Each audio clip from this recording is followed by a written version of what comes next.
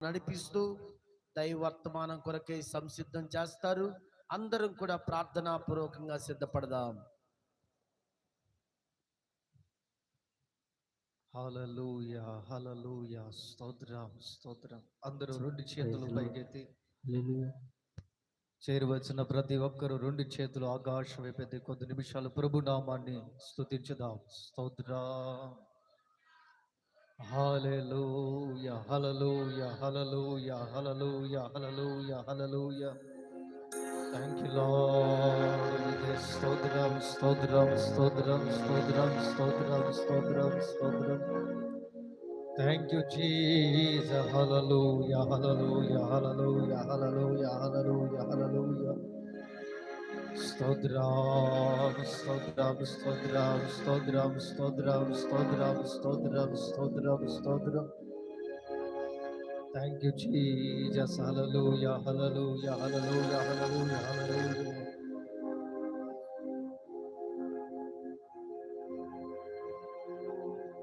నీవులి చేత చెక్కితివి నన్ను, నీ స్వాస్థ్యముగా నన్ను మార్చితివి. ఆరాధనకు యోగ్యుడా, నా స్తుతి స్తోత్రార్హుడా, నా జీవాధిపతివైన యేసయ్యా, నీ కృప నాకు తోడుంటే చాలయా. మనమంతా కూడా ఈ పాట పాడుతూ ప్రభు నామను మహిమపరుస్తూ ఆయన నామాన్ని ఘనపరుచుదాం.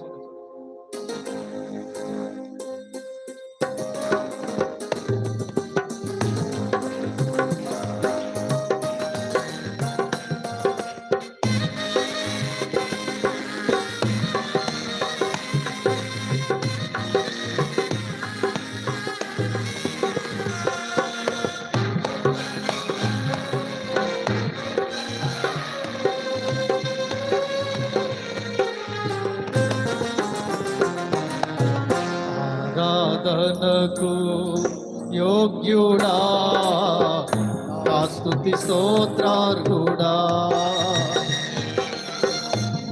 ఆరాధనకు యోగ్యుడా, నా స్తుతి స్తోత్రార్హుడా, నా జీవాధిపతివైన యేసయ్యా, నీ కృప నాకు తోడు చాలయా. నా జీవాధిపతివైన యేసయ్యా, నీ కృప నాకు తోడు చాలయా.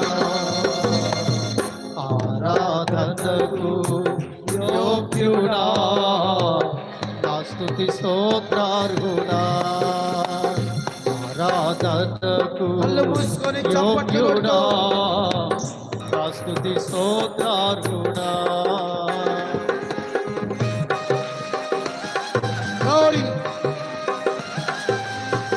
శిథిలమైన శిలవలే ఉన్న మనలను శిల్పకారుడై కనికరించిన దేవుడు,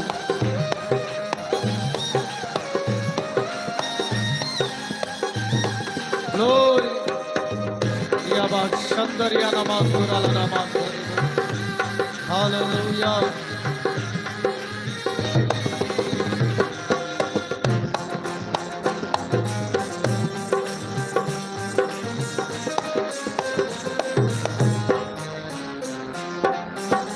శిథిలమైన శిలవలె నోటిని శిల్పకారుడవై కనికరము చూపితివి.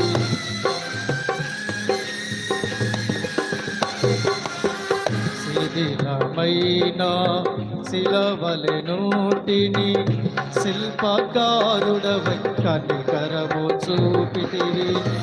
నీవులి చేత పట్టితివి నాకై, నీ పని నాలో ప్రారంభించితివి. నీవులి చేత పట్టితివి నాకై, నీ పని నాలో ప్రారంభించితివి. ఆరాధనకు యోగ్యుడా, నా స్తుతి స్తోత్రాలు యేసయ్యా. ఆరాధనకు యోగ్యుడా, నా స్తుతి స్తోత్రార్హుడా, నా జీవాధిపతివైన యేసయ్యా, నీ కృప నాకు చాలు చాలయ్యా. నా జీవాధిపతి అయి యేసయ్యా, నీ కృప నాకు చాలు చాలయ్యా. ఆరాధనకు యోగ్యుడా, నా స్తుతి స్తోత్రార్హుడా. చప్పట్లు కొట్టాలి, పురుషులు కూడా చప్పట్లు కొట్టాలి. జీవనది వలె ప్రవహించి ఎంతో మంది బ్రతుకులలో చిగురింపజేసిన దేవుడు.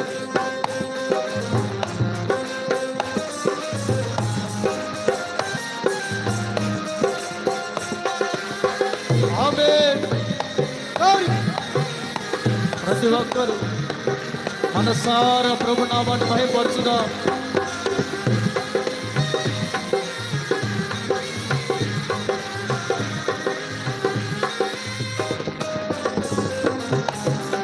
జీవనదివై ప్రవహించితివి, అందరి బ్రతుకులను చిగురింపజేసితివి.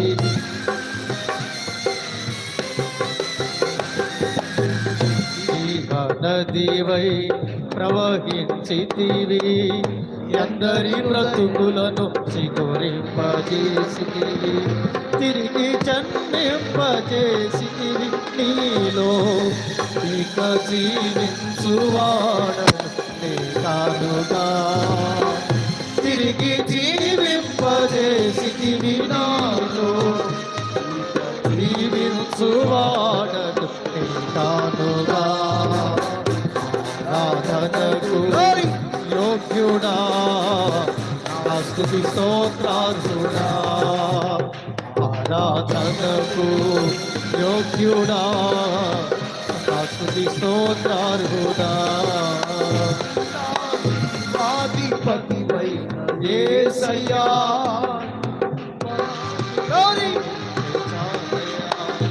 నా జీవాధిపతి అయిన యేసయ్యా, నీ కృప నాకు తోడుంటే చాలయ్యా. ఆరాధనకు యోగ్యుడా, నా స్తుతి స్తోత్రార్హుడా.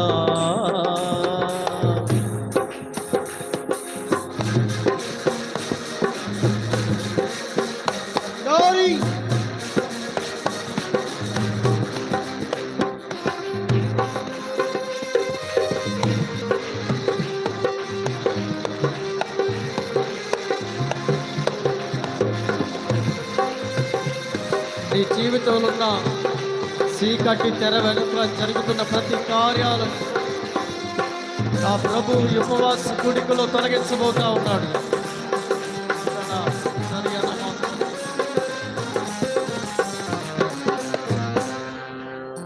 నా జీవితమొక నాటక రంగముగా, చీకటి తెర వెనుక కనుమరుగైపోగా.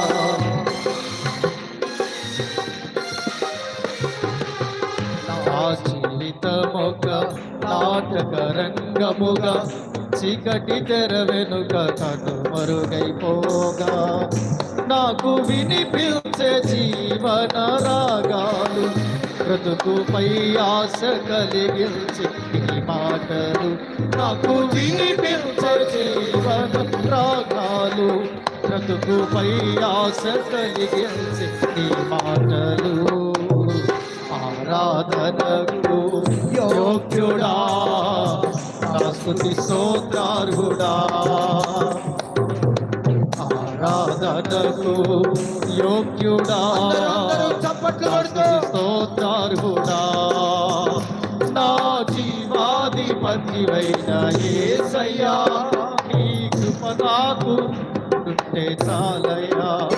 నా జీవాధిపతి అయిన యేసయ్యా, తోడుంటే చాలయ్యా. ఆరాధనకు యోగ్యుడా నా స్తుతి స్తోత్రాలు. అందరూ స్వరమెత్తి ఆరాధనకు యోగ్యుడా నా స్తుతి స్తోత్రార్గుడా. నా జీవాధిపతివైన యేసయ్యా నీ కృప నాకు తోడుంటే చాలయ్యా. నా జీవాధిపతివైన యేసయ్యా నీ కృప నాకు చాలయ్యా. నా జీవాధిపతివైన యేసయ్యా నీ కృప నాకు తోడుంటే చాలయ్యా. నా జీవాధిపతి అయిన యేసయ్యా నీ కృప నాకు తోడుంటే చాలయ్యా. నా జీవాధిపతి అయిన యేసయ్యా నీ కృప నాకు తోడుంటే చాలయ్యా. నా జీవాధిపతి యేసయ్యా నీ కృప నాకు తోడుంటే చాలయ్యా.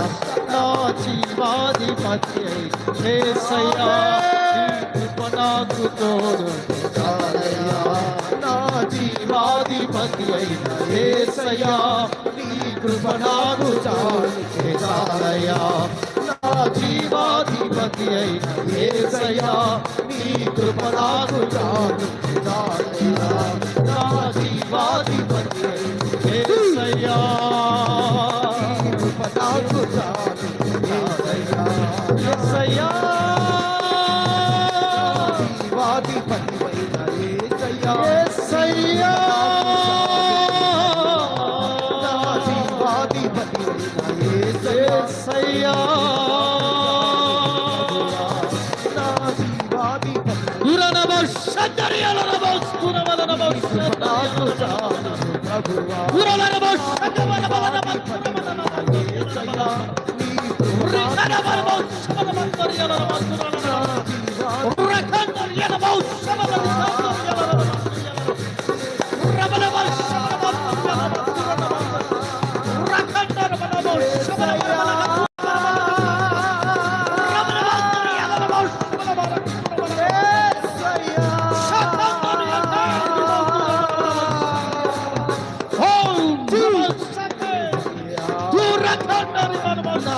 జీవాధిపతివైన యేసయ్యా నీ కృప నాకు చాలు.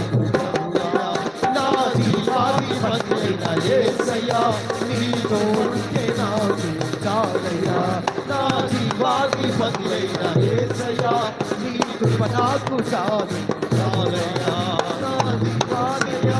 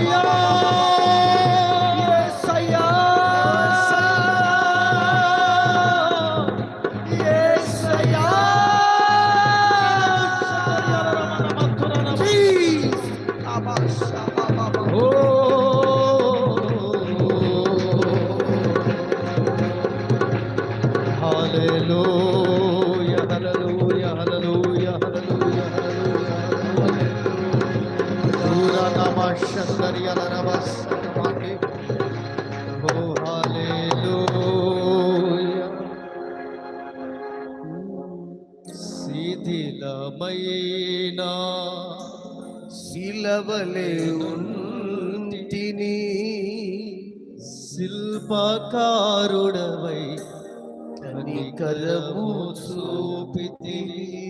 అందరూ స్వరమెత్తి పడదామా? శిథిలమైనా రెండు చేతులు పైకెత్తుదాం. శిలవలే నోటిని శిల్పకారుడవై కనికరము చూపితివి, నీ ఉలి చేత పట్టితివి నాకై, నీ పని నాలో ప్రారంభించితివి,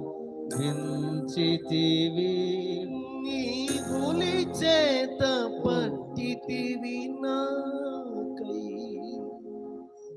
నీ పని నాలో ప్రారంభించితివి. ఈ రాత్రి ఎంతమంది అయితే ప్రభు మీ జీవితంలో కార్యం జరిగించాలని నిరీక్షిస్తూ ఉన్నారు, ఈ రాత్రి నా దేవుడు నిత్యముగా నీ జీవితంలో ఆయన పని ప్రారంభిస్తూ ఉన్నాడు. In the mighty name of Jesus. తురనమశందరియలరమందరెబు భూరమనశకమందరె కేంద్రియలరబసటమందరెబు భూరబలరబశందరియలరమందరె కేంద్రియలరమౌసటమందరె కేరిబలరబసందరియలరమ. Hallelujah hallelujah hallelujah hallelujah hallelujah hallelujah hallelujah. ప్రేమ స్వరూపైన మా తండ్రి, మీ స్తోత్రాలయ్యా. ఇప్పటి వరకు మీ సన్నిధిని అనుభవించే కృప నాకు మాకు దయచేసినందుకు వందనాలు. ఈ రాత్రి నీ పక్షాన మీ దీనదాసులు నిలబడుతుండగా మీ ఆత్మతో అభిషేకించండి. యేసుక్రీస్తు నామంలో సంఘానికి నాకు మాకు అవసరమైన శక్తి కలిగిన నీ మాటలు, ఊరటనివ్వగలిగిన నీ మాటలు, బలపరచగలిగిన నీ మాటలు, జుంటె తేనె దారుల కంటే మధురమైన నీ శక్తి కలిగిన వాక్కులతో ఇక్కడున్న ఒక్కొక్కరిని మీరు దర్శించుదురుగాక. ఈ రాత్రి ప్రాణాత్మ దేహాలను యేసు నామములో మీరు తెప్పరిల్ల చేయుదురుగాక. ప్రభువా, ఇంతవరకు ప్రార్థనా విజ్ఞాపనలోను, పాటల్లోను, స్తుతి ఆరాధనలోను మీ సన్నిధి మాతో ఉంచారు. మీ సేవకు నిలబెట్టుకొని నాతో మాతో మా అందరితో మాట్లాడి బలపరచుమని యేసయ్య పరిశుద్ధ నామములో ప్రార్థిస్తూ ఈ స్తుతి ఆరాధన మీకే సమర్పిస్తున్నాము తండ్రి. ఆమేన్. అందరం కూర్చుందాం. ఈ ప్రశస్తమైన సమయంలో దైవజనులు ఉపాధ్యాయ గారు దేవుని వాక్యాన్ని మనకు అందిస్తారు. కింద ఉన్న వారందరూ పైకి రావాలి. ఉన్నదే కొద్దిమంది, ఆ కొద్ది మందిలో మీరు అటు ఇటు పోతే కష్టం కనుక శ్రేష్టమైన సమయంలోకి వచ్చాం. అద్భుతమైన వర్తమానాన్ని రాత్రి దైవజనుల చేత ప్రభు మనతో మాట్లాడును గాక. నమ్మిన వారు మాత్రం ప్రభు స్తోత్రం చెబుదాం. దైవజనులకి సమయం గట్టిగా చప్పట్లు కొడుతూ దైవజనులకి సమయం అప్పగిద్దాం. దేవునికి స్తోత్రం. హల్లెలూయా.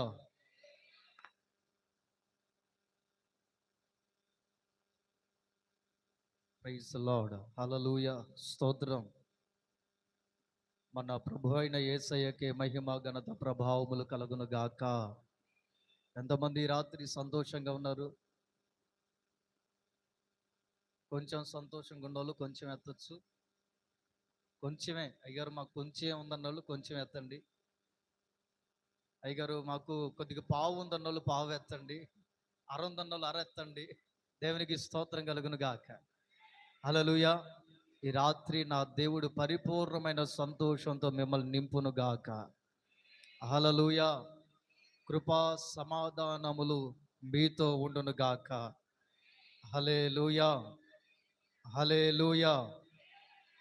మంచిది. ఈ ఉపవాస ప్రార్థన కూడికల్లో మరి అల్పుడైన నన్ను కూడా ప్రభు మరి నా పరిచర్యలో నిలబెట్టుకొని వాడుకుంటున్న దేవునికి సమస్త మహిమ ఘనత ప్రభావాలు చెల్లిస్తా ఉన్నాను. మంచిది ప్రియులరా, నేను మీ అందరికీ సుపరిచితున్నే. నా పేరు పాస్టర్ ఉపాధ్యాయ. నేను జగ్గయ్యపేట పట్టణంలో మరి దేవుని పరిచర్య జరిగిస్తూ ఉన్నాను. మరి చాలా సందర్భాల్లో మరి దైవజనులు సైమన్ అన్న గారితో మంచి సహవాసం కలిగి మరి మీ అందరి మధ్యలో నేను మీరందరిని నేను తెలుసు అనుకుంటున్నాను.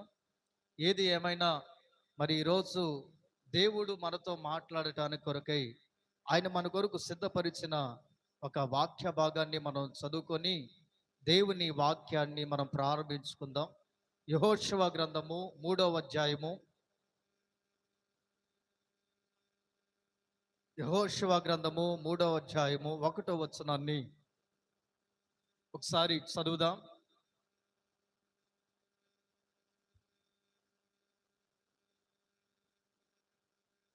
యెహోషువ గ్రంథము 3వ అధ్యాయము 1వ వచనం. యెహోషువ అమ్మా యెహోషువ వేకువన లేచినప్పుడు అతడును ఇశ్రాయేలీలందరూ ఫిలిస్తీయుల నుండి బయలుదేరి యోర్దానికి వచ్చి దానిని దాటినప్పుడు అక్కడ నిలిచిరి. ఆ ఆ ఆ దేవునికి స్తోత్రం కలుగును గాక. హల్లెలూయా. అదేవిధంగా సంఖ్యాకాండము 25వ అధ్యాయం ఒకసారి చదవండి. సంఖ్యాకాండము 25వ అధ్యాయం 1 నుండి 4 వచనాలు మనం చదువుదాం. సంఖ్యాకాండము 25వ అధ్యాయము 1వ వచనం నుండి 4వ వచనం వరకు త్వరగా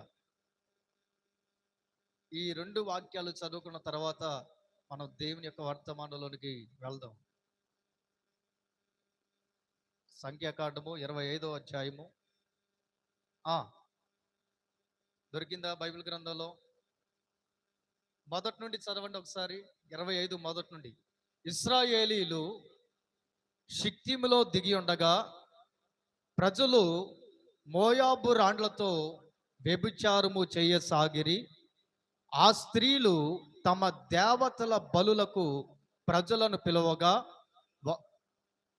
వీరు భోజనము చేసి వారి దేవతలకు నమస్కరించిరి.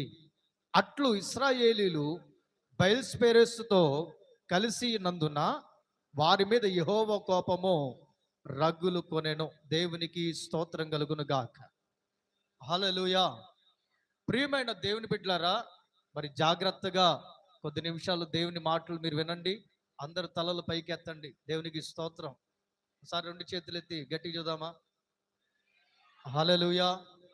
ఎంతమంది ఈ రాత్రి దేవుడు నాతో మాట్లాడని ఆశ కలుగున్నారు? మీ అందరితో ప్రభు మాట్లాడును గాక. హల్లెలూయా. ప్రియమైన దేవుని బిడ్డలారా, బైబిల్ గ్రంథంలో మనం చదివినప్పుడు ఈ సంఖ్యాకాండం 25వ అధ్యాయం 1వ వచనంలో షిత్తీము అనే ఒక మాట రాయబడి ఉంది. ఏంటిదట? అందరు చెప్పండి. ఏంటిది? చెప్పాలి. ఏంటిది? షిత్తీము. షిత్తీము అనగా మోడు బారిన అనుభవం. ఏంటిదట? చెప్పాలి. ఏంటిది? మోడు బారిన అనుభవము. అదే విధముగా షిత్తీము అనే మాటకి ఇంకొక ట్రాన్స్లేషన్లో ఏంటంటే భయభక్తులు లేని చోటు. ఏ చోటు? భయభక్తులు లేని చోటు. ఇశ్రాయేల్ ప్రజల్ని 430 సంవత్సరాల బానిసత్వంలో నుండి ప్రభు విడిపించాడు.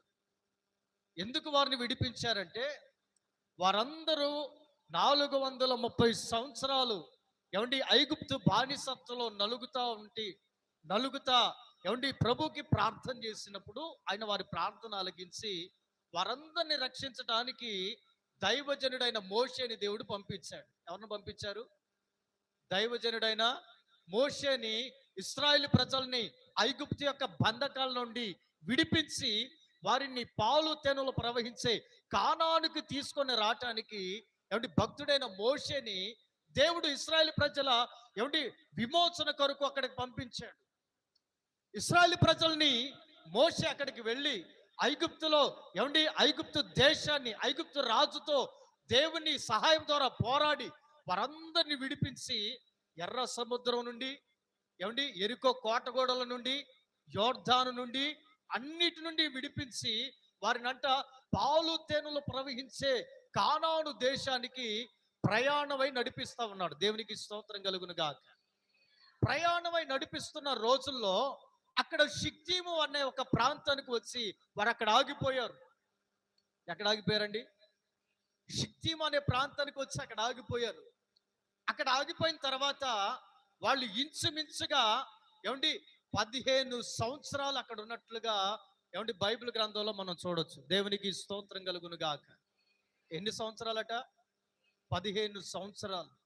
షిత్తీం అనే ప్రాంతంలో ఇశ్రాయేలు ప్రజలు కాల వ్యాపన చేసిన కాలము 15 సంవత్సరాలు. దేవునికి స్తోత్రం. అంటే ఈ షిత్తీములో ఇశ్రాయేలు ప్రజలు ఎందుకు అక్కడ ఉండటానికి ఇష్టపడ్డారంటే వారికి అక్కడ కావలసినవన్నీ దొరుకుతున్నాయి. ఏం దొరుకుతున్నాయట? వారికి కావలసినవి దొరుకుతున్నాయి. షిత్తీము అనే మాటకి నేనేం చెప్పాను? మోడుబారిన అనుభవము, దేవుని భయము లేని స్థలము. రోజున చాలా మంది దేవుని బిడ్డలు, దేవుడు వారిని పాపంలోండి, శాపంలోండి, మరణ బంధకాల నుండి విడిపించి సమస్యల మధ్యలో సతమతమైపోతున్నప్పుడు వారిని రక్షించడానికి కొరకై ప్రభు వారి కోసం ఏమండి రక్తాన్ని కార్చి ప్రాణాన్ని పెట్టి వారిని పరిశుద్ధులుగా తీర్చిదిద్దిన తర్వాత వారికి దేవుడు ఇవ్వబోయే బహుమానం ఏంటంటే పరలోక రాజ్యం. ఈ పరలోక రాజ్యము కొరకై సిద్ధపరుస్తూ అనేక మంది బిడ్డల్ని ప్రభు నడిపిస్తున్నప్పుడంట కొంతమంది ఏమండి పరిశుద్ధుల సమూహంలో ఉన్నట్టుగానే ఉంటున్నారు, కొంతమంది సంఘంలో ఉన్నట్లుగానే ఉంటున్నారు, కొంతమంది ఏమండి దేవుణ్ణి ఆరాధిస్తున్నట్లుగానే ఉంటున్నారు. కానీ వాడికి ఇష్టమైన స్థలాల్లో ఒక దగ్గర ఆగిపోయారు. దేవునికి స్తోత్రం కలుగును గాక. కొన్ని స్థలాల్లో ఆగిపోతారు చాలా మంది. మనం ఒక ఊరికి ప్రయాణం అయ్యామండి, బాగా ఆలోచించండి. ఒక ప్రాంతానికి మనం ప్రయాణమై వెళ్తున్నాం. ఎక్కడికి? ఎగ్జాంపుల్గా ఒక విజయవాడ వెళ్తున్నాం అనుకోండి. ఎక్కడికి వెళ్తున్నాం? విజయవాడ వెళ్తున్నాం. విజయవాడ మధ్యలో ఏదైనా ఆకర్షణీయమైన స్థలాలు ఉంటే అక్కడ ఆగుతారా? డైరెక్ట్గా విజయవాడ వెళ్తారా? చెప్పాలి. మీరు ఆగరా? నేనైతే ఆగుతా. దేవునికి స్తోత్రం కలుగును గాక. హల్లెలూయా. అలాగా ఇశ్రాయేలు ప్రజల్ని ప్రభు పాలు తేనెలు ప్రవహించే కానాను దేశానికి నడిపిస్తా ఉన్నాడు.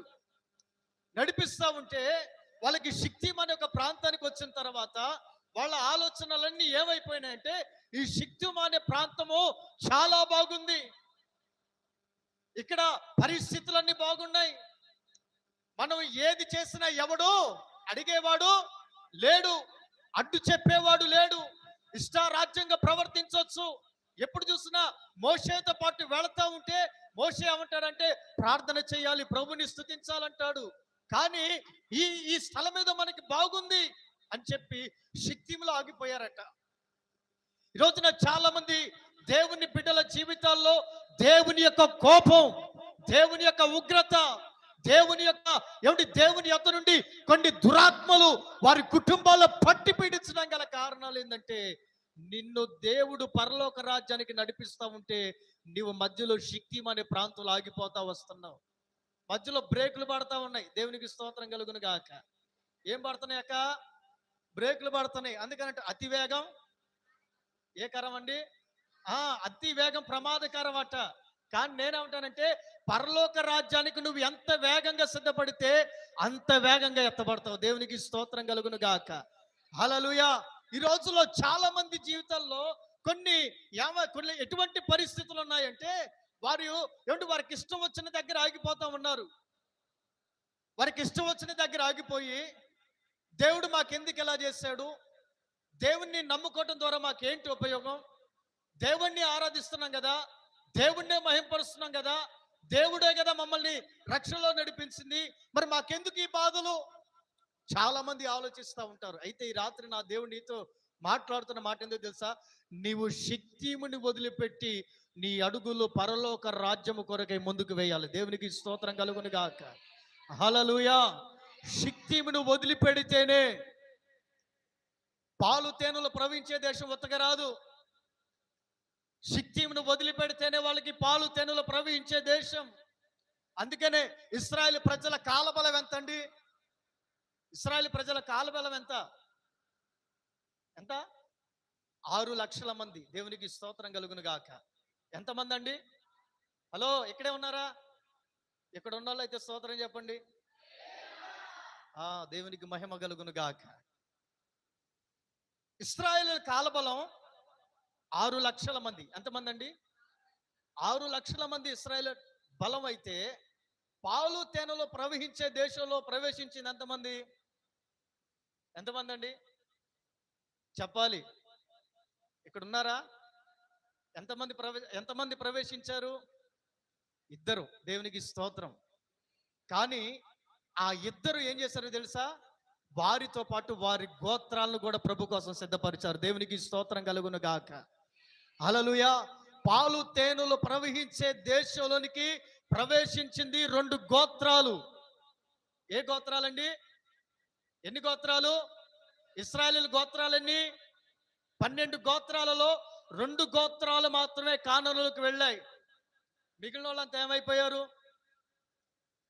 బైబిల్లో చదివితే అరణ్యములో పండుటాకుల వలె రాలిపోయారు. దేవునికి స్తోత్రం కలుగును గాక. ఎందుకు రాలిపోయారో చెప్పనా? యెహోషువ, కాలేబు ఈ 2 గోత్రాలు షిత్తీముని జయించాయి. స్తోత్రం చెప్పరే. హల్లెలూయా. యెహోషువ, కాలేబులనే ఈ 2 భక్తులు షిత్తీము యొక్క అనుభవాన్ని వారు ఏంటంటే జయించారంట. ఈ షిత్తీము అనుభవాన్ని ఆ 2 జయించడం ద్వారా ఆ 2తో పాటు వారి 2 గోత్రాలను కూడా ఏమిటి జయవీరులుగా మార్చారు. దేవునికి స్తోత్రం కలుగును గాక. ఈ ఉపవాస కూడికల ద్వారా నా ప్రభు ఈ పరిచర్యలో ఉన్న ప్రతి ఒక్క విశ్వాసిని విజయ పేరుతో నడిపించును గాక. హల్లెలూయా. జయ జీవితము కలిగిన వారిగా దేవుడు మిమ్మల్ని అందరినీ సిద్ధపరచును గాక. నీ జీవితంలో నిన్ను ఆకర్షిస్తున్న షిత్తీము అనుభవాలన్నీ నజరేయుడైన యేసు నామములో తొలగిపోవును గాక. హల్లెలూయా.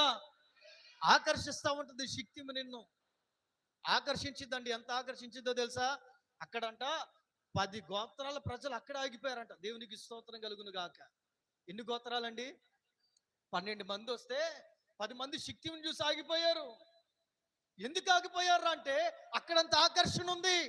ఈ రోజున లోకములో ఉన్న ఆశలన్నీ కూడా ఈ రోజున నిన్ను ఆకర్షణీయంగా నీకు కనపడి నిన్ను ఆకర్షించి ఏం చేస్తాయంటే నీ అడుగులు ముందుకు వెళ్లకుండా ఆపేస్తా ఉంటాయి. దేవునికి స్తోత్రం కలుగును గాక. ఏం చేస్తా ఉంటదట?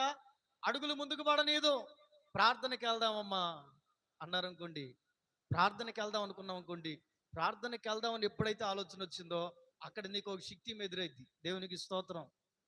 హల్లెలూయా. షిత్తీము ఎదురైద్ది. అంటది షిత్తీము ఏమంటుందో తెలుసా? ఏయ్, యాడికి ప్రార్థన లేదు, గీర్థన లేదు, కూర్చో. ఎమ్మటే మనోళ్ళు ఏం చేస్తారో తెలుసా? యూటర్న్ తీసుకొని షిత్తీములో కూర్చుంటారు. దేవునికి స్తోత్రం. అక్కడ కూర్చొని ఏం చేస్తారో తెలుసా? రిమోట్ కంట్రోలేగా అంతా. ఏ కంట్రోలు? అప్పుడు పాతకాలంలో అయితే ఛానల్లో టక్క తిప్పాల్సి వచ్చేది. ఏంటిదండి? తిప్పాల్సి వచ్చేది. స్టేషన్లు మార్చాలంటే ఏం తిప్పాల్సి వచ్చేది? ఎట్ట తిప్పాల్సి వచ్చేది. ఇప్పుడు గ్యాస్ పొయ్యి ఎలిగెత్తాం చూసారా? గ్యాస్ పొయ్యి ఉందిగా, గ్యాస్ పొయ్యి ఎట్ట తిప్పితే గ్యాస్ ఆన్ అని ఆఫ్ అయినట్టు ఎట్ట తిప్పితే ఛానళ్ళు మారాయి. ఆ రోజుల్లో యాంటీనా టీవీలు. దేవునికి స్తోత్రం కలుగును గాక. అట్టని నేనే ముసలోని కాదులే కానీ దేవునికి స్తోత్రం. దాదాపుగా అవన్నీ మేము చూసాం. ఎందుకంటే నేను టీవీ స్టేషన్లో వర్క్ చేశాను. ఇంచుమించుగా ఆ రోజుల్లో టీవీలు ఇవన్నీ తిప్పుకోవటమే. ఎన్ని ఛానల్లో? 10 ఛానళ్ళు ఇచ్చేవాడు. ఎన్ని ఛానల్ అండి? 10 ఛానళ్ళు ఇచ్చేవాడు. ఆ 10 ఛానల్లో ఒక్క ఛానల్ రాకపోయినా పైకెక్కి యాంటీనా తిప్పుకోవటమే. ఒకవేళ కలర్ టీవీ కావాలనుకోండి, కలర్ కాగితం అంటించుకోవటమే. దేవునికి స్తోత్రం కలుగును గాక. ఇప్పుడు వచ్చినాక మల్టీఫ్లెక్స్లు అయిపోయినాయి అన్ని. దేవునికి స్తోత్రం. మొన్న ఒకళ్ళ ఇంట్లో ప్రార్థన చేయడానికి వెళ్తే ఈ గోడంత ఉంది టీవీ. ఏంటిదండి? ఆ గోడంత ఉంది. నేను అన్నా, అక్క ప్రార్థనకి ఎందుకు రావట్లేదు అక్క అన్న. అక్క ఏం చెప్పింది తెలుసా? మొన్నే ఓపెనింగ్ చేసాం అయ్యగారు. ఏంటిది? మొన్నే ఓపెనింగ్ చేసాము. అయితే ఏం జరిగిందంటే మొన్న ఆదివారం ప్రార్థనకు వద్దామని బయలుదేరాను అయ్యగారు. మా అబ్బాయి వాడు రిమోట్ తీసుకొని ఎమ్మటే దాంట్లో కల్వరి టెంపుల్ సతీష్ అన్న వాక్యం పెట్టిండు అయ్యగారు. అక్కడ ఆగిపోయింది. దేవునికి స్తోత్రం. హల్లెలూయా. నేను మంచిదక్క వాక్యం విన్నావు కదా అంటే విన్నాను. ఏమన్నావు చెప్పన్న అంతే. నీకెందుకు అన్నట్టు చూసింది. దేవునికి స్తోత్రం కలుగును గాక. హల్లెలూయా. ప్రియమైన దేవుని బిడ్డలారా, ఆలోచన చేయండి. షిత్తీము నిన్ను దైవికంగా ఎదగనీయకుండా ఆటంకపడే ఒక బంధకం. అది నీ ఇంట్లో ఉందేమో, దానిని నువ్వు తొలగించాలి ఈ రాత్రి. హల్లెలూయా. హల్లెలూయా. ఇశ్రాయేలు ప్రజల మీదకి దేవుని కోపం ఎందుకు వచ్చిందంట? చదవండి మరలా మనం చదివినట్లుగా సంఖ్యాకాండం 25 ఏమండి 3వ వచనం ఒకసారి చదవండి. అట్లు ఇశ్రాయేలు ప్రజలు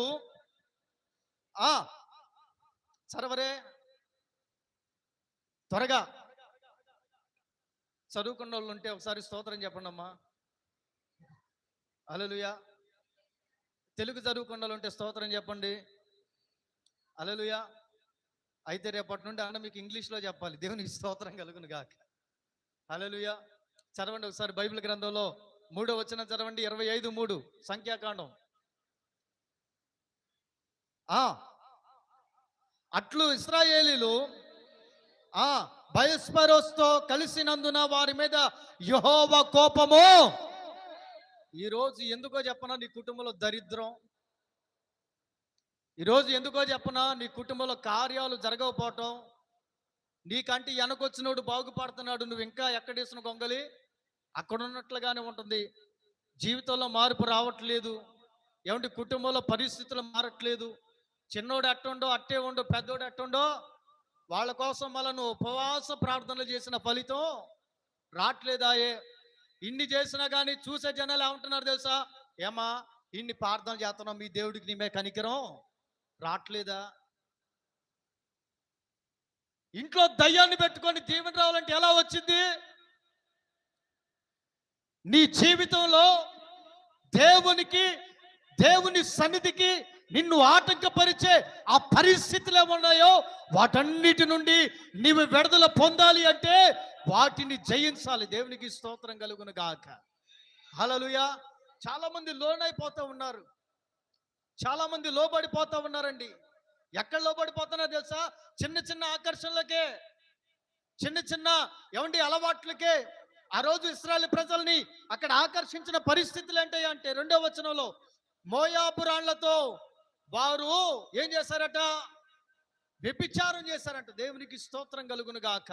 ఏం జరిగించారండి? వ్యభిచారము చేయసాగిరి. ఆ స్త్రీలు బలులకు వారిని పిలవగా వారు అక్కడికి పోయి భోజనం చేసి చక్కగా అక్కడ చేయాల్సిన కార్యక్రమాలన్నీ నిర్వర్తించి వచ్చారు. ఎప్పుడైతే దేవుని భయం నీలో ఉండదో ఆ రోజు నీవు ఆజ్ఞని అతిక్రమిస్తూనే ఉంటావు. దేవునికి స్తోత్రం కలుగును గాక. హల్లెలూయా. హల్లెలూయా. చెప్పరేమ్మా అంటే అప్పుడప్పుడు సురకేయాలా? దేవునికి స్తోత్రం కలుగును గాక. హల్లెలూయా. ఇప్పుడు ఒక మాట ఉంటుంది, ఏదైనా మాట అన్నారు పిల్లలు ఉన్నారనుకోండి, వాళ్ళని ఏం చేస్తారు? టీచర్ వెనకాల నుండి పోయి సరక్కన ఒకటి అంటెత్తాడు.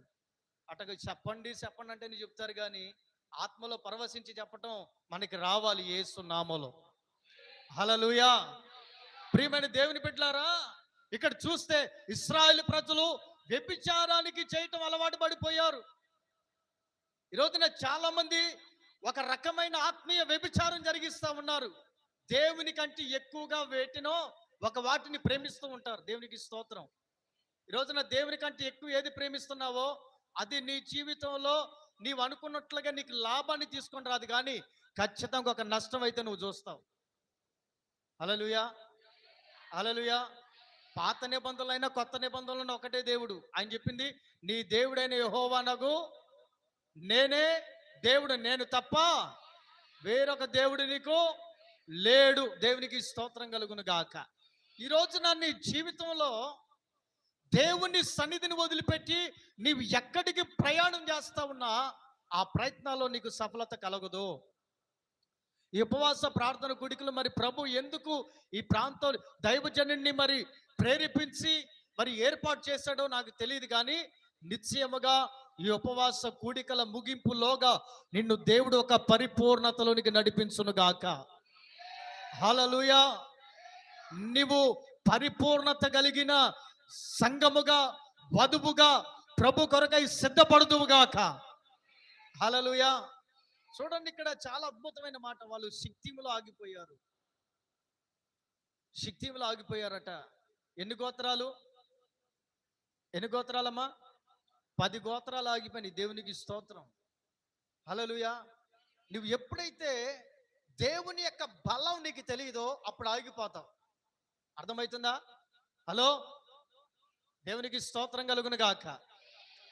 నీవు ఎప్పుడు శక్తిము యొక్క అనుభవాలకు లోపడతావు తెలుసా? దేవుని యొక్క బలము తెలియనప్పుడు. ఏం తెలియనప్పుడు అండి? చెప్పాలి అందరూ. దేవుని యొక్క బలము నీకు తెలియనప్పుడు, దేవుని యొక్క సామర్థ్యంలో ఉన్న విలువ నీకు అర్థం కానప్పుడు నువ్వు లోకానికి అలవాటైపోతావు. ఈరోజున చాలా మంది దేవుని యొక్క బలాన్ని తెలియని ప్రజలుగా దేవుని సన్నిధిలో ఉన్నారు. ఎలా ఉన్నారండి? చెప్పాలి, ఎలా ఉన్నారండి? దేవుని యొక్క బలము తెలియని వారిగా. ఆ రోజు దేవుడు వారి కొరకు ఏమి అద్భుతం చేశాడండి? ఆకాశం నుండి మన్నాను కురిపించాడు. ఏమండి గాలి చేత పూరెలని దేవుడు వారి దగ్గర పడేశాడు. వారికి కావాలనుకున్న సమస్తాన్ని దేవుడు వారికి ఇచ్చాడు. అయినా సరే వారు ఆయన బలాన్ని గుర్తించలేకపోయారు. ఈరోజు నువ్వు ఆరాధించే దేవుడు ఎటువంటి వాడు తెలుసా? ఆయన బలవంతుడైన దేవుడు. దేవునికి స్తోత్రం కలుగును గాక. హల్లెలూయా. ఆయన పేరే బలవంతుడైన దేవుడు, ఆశ్చర్యకరుడైన దేవుడు, సమాధానకర్త అయిన దేవుడు. ఆయన నిత్యముగా నీ జీవితంలో నిన్ను ఆయన బలము చేత నడిపించగలిగిన వాడు. హల్లెలూయా. ఈరోజు చాలా మందికి దేవుని బలం అర్థం కావట్లా. ప్రార్థన చేస్తే ఏమొచ్చిందండి? ఉపవాసం ఉంటే ఏమొచ్చిందండి? ఊరక ప్రార్థన అని కూర్చుంటే ఏమొచ్చిందండి అంటున్నారు. నిజంగా నేను చెప్తాను, వింటారా? ప్రార్థన చేస్తే దేవుడు కాకుల్ని ప్రేరేపిస్తాడు. దేవునికి స్తోత్రం కలుగును గాక. హల్లెలూయా. ప్రార్థన చేస్తే దేవుడు కాకుల్ని ప్రేరేపిస్తాడు. దేవుని బలం నీకు అర్థమైతే ఎడారిలో కూర్చున్నా నీ దగ్గరికి ఏది రావాలో అది వచ్చింది. దేవునికి స్తోత్రం చెప్పండి గట్టిగా. హల్లెలూయా. షిత్తీముకు వచ్చినాక ఇశ్రాయేలు ప్రజలు ప్రార్థన చేయటం మర్చిపోయారు. ఏం మర్చిపోయారండి? ప్రార్థన చేయటం మర్చిపోయారు. షిత్తీముకు వచ్చినాక ఇశ్రాయేలు ప్రజలు ధర్మశాస్త్ర గ్రంథాన్ని మర్చిపోయారు. ఏం మర్చిపోయారండి? ధర్మశాస్త్ర గ్రంథాన్ని మర్చిపోయారు. షిత్తీముకు వచ్చినాక ఇశ్రాయేలు ప్రజలు ఏమైపోయారు తెలుసా? ఇక దేవుడు అనేవాడు ఉంటే టచ్ చేయమని చూద్దామనే ఆ యొక్క ఏమంటారంటే మూర్ఖపు స్వభావంలోనికి వచ్చారు. ఈరోజు చాలా మంది క్రైస్తవ బిడ్డల జీవితాల్లో కూడా నేను చెప్తున్నానండి, మీ జీవితంలో కార్యం జరగకపోవడానికి గల కారణం పరిశుద్ధాత్మ దేవుడు. ఆయన చాలా వేదంతో మీతో మాట్లాడుతున్నాడు. నీ కుటుంబంలో ఏదో ఒక రకమైన శక్తి అనుభవం ఉంది. నీ జీవితంలో ఏదో ఒక రకమైన శక్తి యొక్క అలవాట్లు ఉన్నాయి. వాటిని విడిచిపెడితే ఖచ్చితంగా భూమి మీద ఉన్న వారందరికంటే దేవుడు నిన్ను గనుడుగా చేయబోతున్నాడు. హల్లెలూయా. హల్లెలూయా. యెహోషువ కాలేబులు షిత్తీమును జయించడానికి గల కారణం ఏంటంటే వారికి దేవుని యొక్క బలము తెలుసు. హల్లెలూయా. ఒకరోజు మోషే ఒక ప్రాంతంలో ఉండి 10-12 గోత్రాల వారిలో ఒక్కొక్కరిని పంపిస్తాడు. ఎక్కడికి? యెరికో పట్టణాన్ని చూసి రండయ్యా అని పంపిస్తాడు. చూసి రండయ్యా అని పంపిస్తే 10 గోత్రాలలో వచ్చి ఏమంటారు తెలుసా? వాళ్ళు మనకంటే బలవంతులు, వాళ్ళు మనకంటే జ్ఞానం కలిగిన వారు, వాళ్ళు మనకంటే ఉన్నతమైన స్థితిలో ఉన్నవారు, వాళ్ళు మనకంటే గొప్పోళ్ళని అని వాళ్ళని మోసుకుంటూ వచ్చారు. ఈ 10 మంది వచ్చిన తర్వాత 2 వ్యక్తులు వచ్చారు. వాళ్ళ పేరు యెహోషువ, కాలేబు. వీళ్ళిద్దరు వచ్చి ఏమంటారు తెలుసా? మోషేతే, అయ్యా దైవజనుడా, వారిని మనం జయించగలం. దేవునికి స్తోత్రం కలుగును గాక. దేవుడు వారిని మన చేతికి అప్పగిస్తాడు. స్తోత్రం చెప్పండి గట్టిగా. దేవుడు వారిని జయించడానికి మనకి సామర్థ్యాన్ని ఇస్తాడు. కాబట్టి